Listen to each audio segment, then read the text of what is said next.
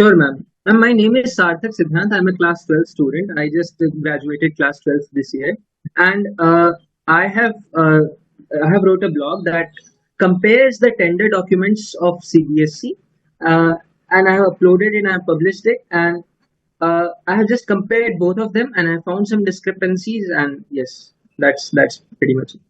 For those people who have not read your blog, can you highlight what was the discrepancies that you highlighted and what was the impact of that? There were many discrepancies, ma'am. Like there were at least 15 discrepancies as per my blog. I would like to highlight three or four of them. The first, let me give a background about COEMT. I think we all have a background about COEMT. That COEMT was named as Globe Arena, and they have a very shady background. 23 students killed themselves because of COEMT. Now we have that clear. I'd like to tell you about RFP. RFP is request for proposal, and what happens is basically that the government issues a tender. CBSE is a government entity. It issues a tender and it asks the bidder to bid for it. CBSE issued this tender three times. There were three different RFPs. The first was totally wiped off. The first was wiped off the GEM portal and everywhere. The second one I could find, and it was four bidders applied, and all of them were failed in the technical evaluation. COEMT and TCS happened to have been in them. On 28th August, CBSE releases another tender, and COEMT Edutech scores that tender. And I have compared both these tenders, these old RFP and the new RFP, on the 2nd May and the 28th August, and I found some discrepancies which I like to share.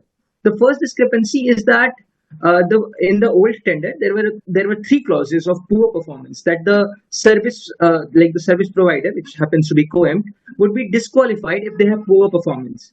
But in the new RFP, it was totally wiped out. The second clause I'd like to point out was a blacklisted loophole. In the earlier RFP, there was a clause called blacklisted earlier. It was called blacklisted earlier. In the new RFP, it was changed to blacklisted currently. Why would the board want someone? Why would the board want a service provider which had been blacklisted earlier? The third thing I found out was the 50 crore limit which you needed to qualify, and it was like a 50.86 crores limit. 50 crore limit, and COEMT qualified that by 1.7%.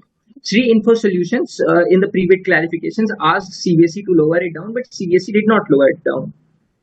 Then there are changes of CMMI levels, like how CMMI level was changed from 5 to 3. The time frame was also changed. The time frame of corrupt practices were halved. Collusion was made easier. Then there were project criteria changes. All this show a pattern. It shows a pattern that TCS, which is an industry giant, was not preferred. But COEMT was preferred. COEMT is works with a very fragmented group of institutions, and COEMT was preferred over TCS. And all of this shows that CBSE, all of this points to the fact that CBSE rewrote the rules to favor COEMT Edutech.